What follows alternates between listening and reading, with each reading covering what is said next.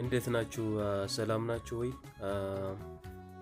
ጌታ የተባረከ ይሁን። ነዴና ነኝ። ዛሬ ድነት በጸጋ ነው የሚል መልእክት ላካፍላችሁ እወዳለሁ። ይህም መልእክት ወደ ሮሜ ሰዎች ምዕራፍ 3 ቁጥር 21 እስከ 26 ላይ ያለውን ጥቅስ እጠቀማለሁ እና ምን ይላል? አሁን ግን በሕግና በነቢያት የተመሰከረለት የእግዚአብሔር ጽድቅ ያለ ሕግ ተገልጧል። እርሱም ለሚያምኑት ሁሉ የሆነ በኢየሱስ ክርስቶስ በማመን የሚገኝ የእግዚአብሔር ጽድቅ ነው ይላል። ልዩነት የለምና ሁሉም ኃጢአትን ሰርተዋል፣ የእግዚአብሔርም ክብር ጎድሏቸዋል። በኢየሱስ ክርስቶስ በሆነ ቤዛነት በኩል ግን እንዲያው በጸጋው ይጸድቃሉ ይላል። እርሱንም እግዚአብሔር በእምነት የሚገኝ በደሙም የሆነ ማስተሰሪያ አድርጎ አቆመው። ይህም በፊት የተደረገውን ኃጢአት በእግዚአብሔር ችሎታ ስለመተው ጽድቅን ያሳይ ዘንድ ነው ይላል። ጌታ የተባረከ ይሁን። እዚህ ቦታ ላይ የምናየው ሁለት ትላልቅ ነገሮች እናያለን። የመጀመሪያው በሕግና በነቢያት የተመሰከረለት እግዚአብሔር ጽድቅ ነበረ። ያ ጽድቅ ደግሞ አሁን እንደተገለጠ ብሎ ይናገራል፣ ያለ ሕግ እና ለሚያምኑት ሁሉ የሆነ የእግዚአብሔር ጽድቅ ማለት ነው። በኢየሱስ ክርስቶስ በማመን የሚገኝ የእግዚአብሔር ጽድቅ እና ልዩነት የለም ይላል። የመጀመሪያው ይህ ጽድቅ በሕግና በነቢያት የተመሰከረለት የእግዚአብሔር ጽድቅ ነው፣ ያለ ሕግ ተገልጧል። እርሱም ለሚያምኑት ሁሉ የሆነ እና በማመን የሚገኝ የእግዚአብሔር ጽድቅ ነው። እና ሁለተኛው ምንድነው? ልዩነት የለም። ለምን? ሁሉም ኃጢአትን ሰርተዋል፣ የእግዚአብሔርም ክብር ጎድሏቸዋል ይላል። ጌታ የተባረከ ይሁን። ይህን በተለያየ ቦታ እናያለን። በአንዱ አዳም መተላለፍ ሁሉም ኃጢአተኛ እንደሆነ፣ በክርስቶስ መታዘዝ ደግሞ ሁሉም ሕያው እንደሚሆን መጽሐፍ ይናገራልና እዚህ ቦታ ላይ ምን ይላል? ልዩነት የለም። ሁሉም ኃጢአትን ሰርተዋል፣ የእግዚአብሔርም ክብር ጎድሏቸዋል።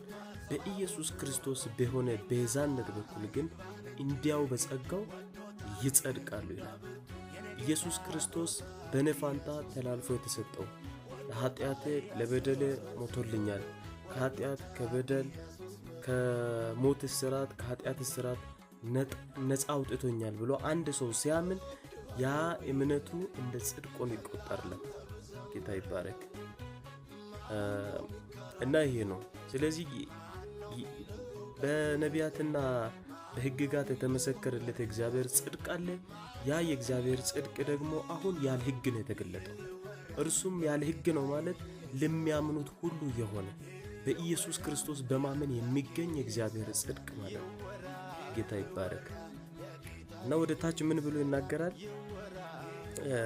ይህም በፊት የተደረገውን ኃጢአት በእግዚአብሔር ችሎታ ስለመተው ነው ይላል። በእኛ በችሎታችን በአቅማችን ያልቻልነውን ኃጢአት መተውን ሰው በአቅሙ በችሎታው መተው አይችልም። ግን የኃጢአትንና በደልን አመፃን በእግዚአብሔር ኃይል ስለመተው ነው ብሎ ይናገራል። ስለዚህ ጸጋው ኃጢአተኝነትንና ዓለማዊ ምኞትን ክደን እንድንኖር አቅም ይሆነናል ማለት ነው። ስለዚህ በኢየሱስ ክርስቶስ በማመን የሚገኝ የእግዚአብሔር ጽድቅ ተገልጧል።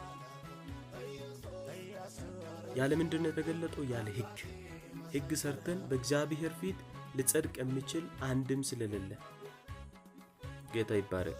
ብሉይ ኪዳን ላይ ሕግጋቶች የነበሩ እነዛን ሕግጋቶችን ሊጠብቅ የቻለ አንድም የለም። ለዛ ነው መጽሐፍ ሁሉም ኃጢአትን ሰርተዋል፣ የእግዚአብሔርም ክብር ጎድሏቸዋል ብሎ። ጌታ ይባረክ። ወደ ኤፌሶን ሰዎች ምዕራፍ 2 ላይ አንድ ጥቅስ ላንብብና እንዲህ ይላል፣ ጸጋው በእምነት አድኗቸዋል፣ ይህም የእግዚአብሔር ስጦታ ነው እንጂ ከእናንተ አይደለም ይላል። ጸጋው በእምነት አድኗቸዋል፣ ይህም የእግዚአብሔር ስጦታ ነው እንጂ ከእናንተ አይደለም፣ ማንም እንዳይመካ ከስራ አይደለም ይላል። ስራ ሰርታ አይደለም ጽድቁን የምታገኘው። የሆነ ነገር መልካም ነገር ለማድረግ ሞክር አይደለም፣ የእግዚአብሔር ነፃ ስጦታ ነው። ጌታ ይባረክ። ስለዚህ ዛሬም የዘላለምን ሕይወት ማግኘት የሚፈልግ የእግዚአብሔር ልጅ መሆን የሚፈልግ ሰው ካለ በልጁ በክርስቶስ ኢየሱስ በማመን የዘላለምን ሕይወት ያገኛል። እግዚአብሔር ልጁ አድርጎ ይቀበለዋል፣ ያድነዋል፣ ጻድቅ ይሆናል ማለት ነው። ጌታ ይባረክ። ይጸድቃል። ጌታ ይባረክ። ስለዚህ ጽድቅ በማመን ነው፣ ድነትን በማመን ነው። ስራ ሰርተን አይደለም። ሰርቶ ሰው በእግዚአብሔር ፊት ሊጸድቅ አልቻለም። የጽድቅ መለኪያ ተደርጎ የተቀመጡ የብሉይ ኪዳን ሕግጋትንም ሊጠብቅ የቻለ አንድም የለም።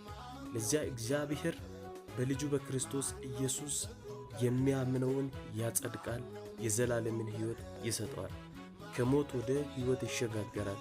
ከጨለማ ወደ ብርሃን፣ ወደሚደነቅ ብርሃን ይሸጋገራል። ጌታ ይባረክ። ያላመናችሁ በዚህ አጋጣሚ ካላችሁ በጌታ በኢየሱስ ክርስቶስ እመኑ። የዘላለም ሕይወት እረፍት የሚገኘው በጌታ በኢየሱስ ክርስቶስ ብቻ ነው።